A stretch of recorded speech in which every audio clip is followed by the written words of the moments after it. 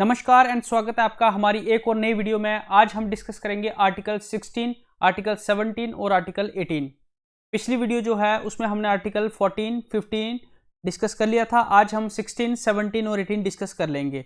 तो ठीक है, चलिए स्टार्ट करते हैं आज का सेशन। तो आर्टिकल 16 क्या बोलता है? इक्वलिटी ऑफ अपॉर्चुनिटी की बात करता है।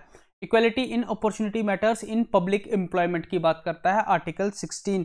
क्या बोलता है? It provides for equality of opportunity in case of public employment. Equality of opportunity for all citizens in matter of employment और अपॉइंटमेंट इन पब्लिक ऑफिस। मतलब कोई भी गवर्नमेंट जॉब है, गवर्नमेंट का कोई भी ऑफिस है, उसके लिए सभी इक्वली एलिजिबल हैं। स्टेट जो है किसी के लिए भी डिस्क्रिमिनेशन नहीं कर सकती on the base of caste, colour, religion, sex. इन चीज़ों पे स्टेट जो है डिस्क्रिमिनेशन नहीं कर सकती और सभी के लिए जो है पब्लिक ऑफिस खुले हैं।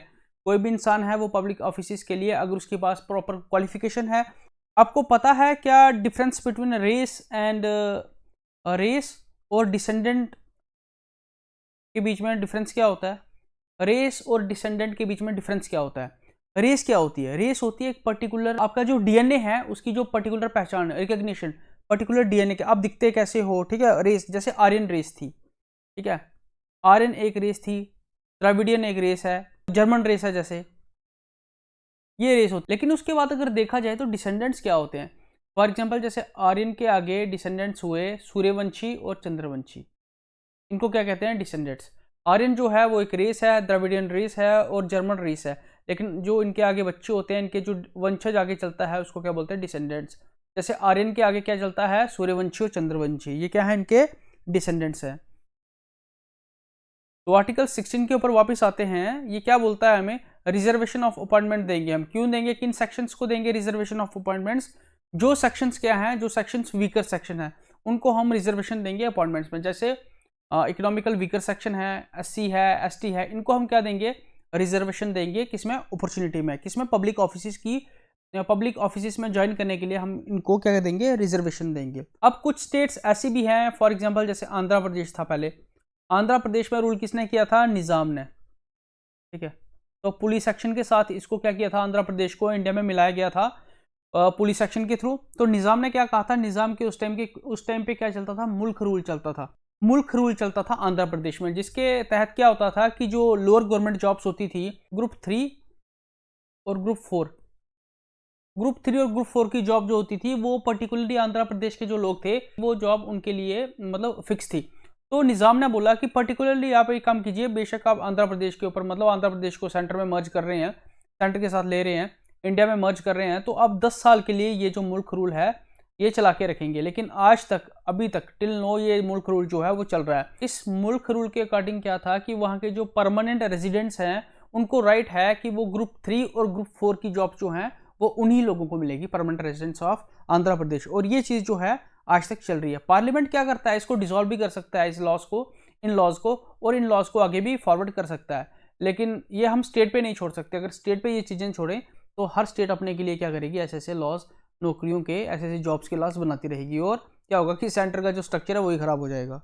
तो जैसे कि आपको बताया कि रिजर्वेशन दी जाती है इसमें। ठीक है, रिजर्वेशन का कंसेप्ट आता है, SC ST को रिजर्वेशन दी जाती है, रिजर्वेशन ऑफ सीट्स में रिजर्वेशन दी जाती है, क्योंकि ये वीकर सेक्शन है तो इनको हमें उठाना है। और फिर क्या करना है? इक्वल प्रोटेक्शन ऑफ लॉ की बात की, पहले इनको उठाना है, तो फिर हम इनको इक्वल अपॉर्चुनिटी दे पाएंगे। तो अभी हम इक्वल अपॉर्चुनिटी कैसे देते हैं इनको? सीट्स को रिजर्व करके। जैसे 10 सीट्स हैं, अगर 6 की साथ जनरल के लिए तो उसमें 3 क्या होंगी? SC ST के लिए जो है वो 3 सीटें होंगी। तो उसमें क्या होता है कि हम क्या करते हैं, SC ST को या OBC को, या और एक वीकर सेक्शन है, इकोनॉमिकल वीकर सेक्शन है, उसके लिए हम सीट्स रिजर्व करते हैं। और सीट रिजर्व करने से क्या फ़ायदा होता है कि रिजर्वेशन से हम उनको अपलिफ्ट करते हैं, जनरल के बराबर लाते हैं, जो हमारी जनरल जनसंख्या है उनके बराबर लाते हैं। और तभी माना जाता है क्या है?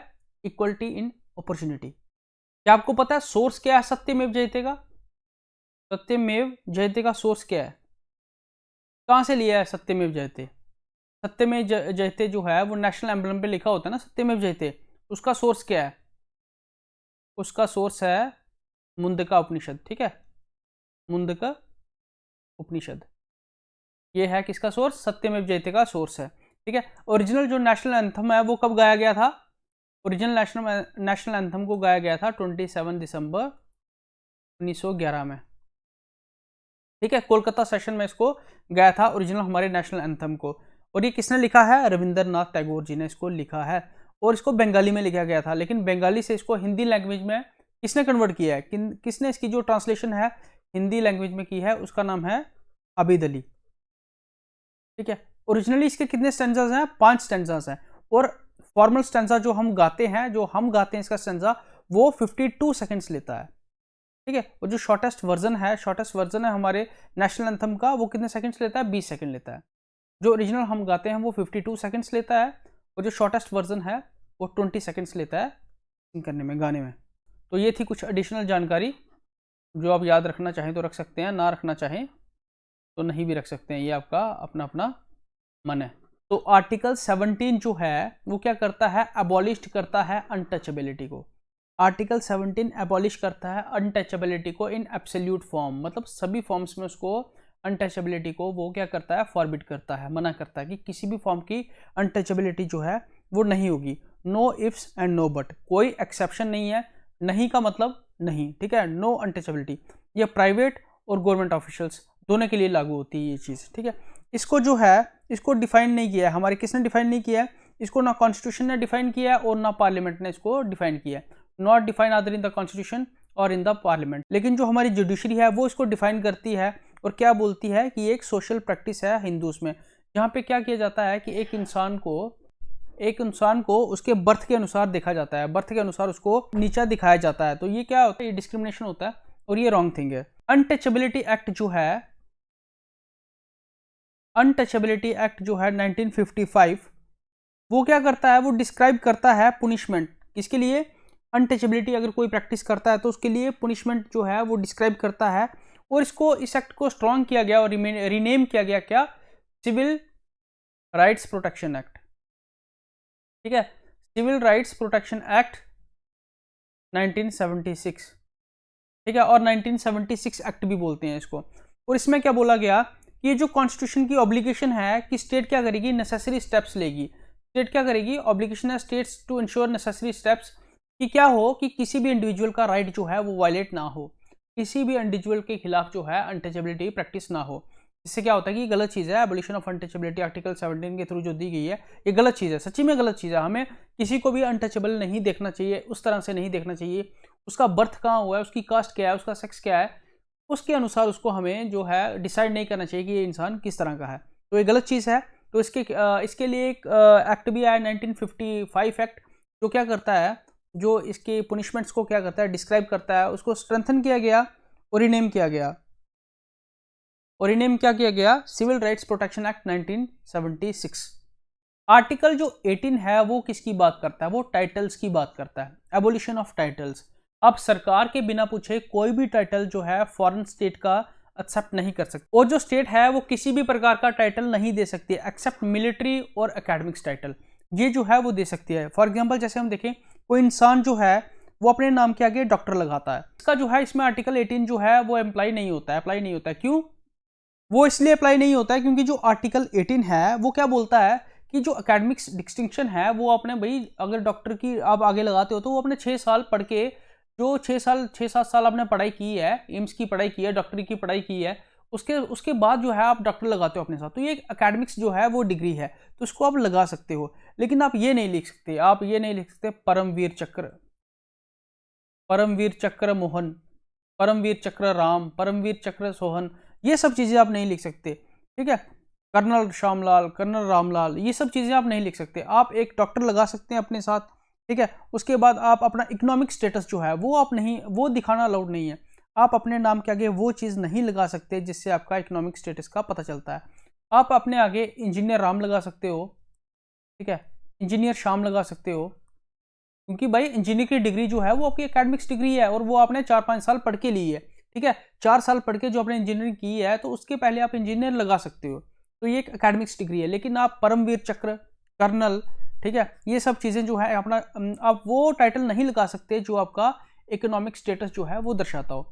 और कोई भी इंडियन सिटीजन, उसको अथॉरिटी नहीं है कि वो क्या करे, फॉरेन स्टेट का कोई टाइटल जो है वो एक्सेप्ट करे। ठीक है, अगर उसको एक्सेप्ट करना है तो गवर्नमेंट से बात करनी पड़ेगी, राष्ट्रपति से, प्रेसिडेंट से बात करनी पड़ेगी, फिर जाके वो क्या कर सकता है, अगर प्रेसिडेंट अलो करे तो ही वो फॉरेन स्टेट का जो है टाइटल वो एक्सेप्ट कर सकता है, नहीं तो नहीं कर सकता। और कोई ऐसा पर्सन जो इंडियन सिटीजन नहीं है लेकिन इंडिया में एक ऐसा ऑफिस होल्ड करता है, पब्लिक ऑफिस जो है वो होल्ड करता है, और उसको कोई फॉरेन स्टेट क्या करती है, टाइटल देना चाहती है, तब भी उसको प्रेसिडेंट से अनुमति लेनी पड़ेगी। फॉर एग्जाम्पल, जैसे कोई फॉरेनर सिटीजन है, अमेरिकन सिटीजन इंडिया में पब्लिक ऑफिस में काम करता है, इंडिया में किसी गवर्नमेंट ऑफिस पे काम करता है, तो अगर उसको कोई बाहर की स्टेट जो होती है, अगर उसको कोई सऊदी अरेबिया क्या करिए कोई टाइटल देना चाहती है, यूएसए का सिटीजन है, वो इंडिया के पब्लिक ऑफिस में काम करता है, ठीक है, और उसको सऊदी अरेबियन जो गवर्नमेंट है वो यूएसए के सिटीजन को क्या कर देना चाहती है, टाइटल देना चाहती है, तो यूएसए के सिटीजन को टाइटल लेने से पहले प्रेसिडेंट से बात करनी पड़ेगी, हमारे प्रेसिडेंट से बात करनी पड़ेगी। अगर प्रेसिडेंट उसको अलाउ करते हैं टाइटल लेना तो ही वो टाइटल ले सकेगा, मतलब ऐसे वो टाइटल नहीं ले सकेगा। जो नेशनल अवार्ड्स होते हैं, ये क्या हुआ था कि 1954 में इंस्टीट्यूट हुए थे, ठीक है, 1954 में इंस्टीट्यूट हुए थे, लेकिन मोरारजी देसाई की गवर्नमेंट ने इन 1977 में, आई थिंक 1977 में ये डिसकंटिन्यूड कर दिए गए मोरारजी देसाई की गवर्नमेंट ने, लेकिन उसके बाद फिर से इनको रिवाइव किया गया 1980 में इनको फिर से रिवाइव किया गया इंदिरा गांधी गवर्नमेंट के द्वारा। जो हमारे नेशनल अवार्ड्स थे उनको इंस्टीट्यूट किया गया कब, 1954 में, लेकिन 1977 में उसको मोरारजी देसाई की गवर्नमेंट क्या करती है, डिसकंटिन्यू कर देती है, और फिर 1980 में 1980 में इंदिरा गांधी गवर्नमेंट उसको रिवाइव कर देती है। तो आज हमने क्या डिस्कस किया, आज हमने 3 आर्टिकल्स डिस्कस किया। आर्टिकल 16 डिस्कस किया जो हमें अपॉर्चुनिटी के बारे में बताता है, इक्वल अपॉर्चुनिटी बताता है, इक्वल अपॉर्चुनिटी होनी चाहिए पब्लिक एम्प्लॉयमेंट में। और दूसरा हमने आर्टिकल 17 जो है वो डिस्कस किया, जो हमें अनटचेबिलिटी के बारे में बताता है कि जो एक ऑफेंस है इसके लिए कानून भी है, क्या है, एक एक्ट लाया गया था 1955 में, उसको रीनेम किया गया, स्ट्रेंथन किया गया, सिविल राइट प्रोटेक्शन एक्ट बनाया गया बाद में, ठीक है। तो ये हमने आज पढ़ा। उसके बाद हमने आर्टिकल 18 पढ़ा, आर्टिकल 18 में एबोलिशन ऑफ टाइटल्स के बारे में बात किया गया था, ठीक है। तो ये 3 आर्टिकल आज हमने कवर कर लिए। तो this is all about today's lecture. Thank you so much and God bless you all.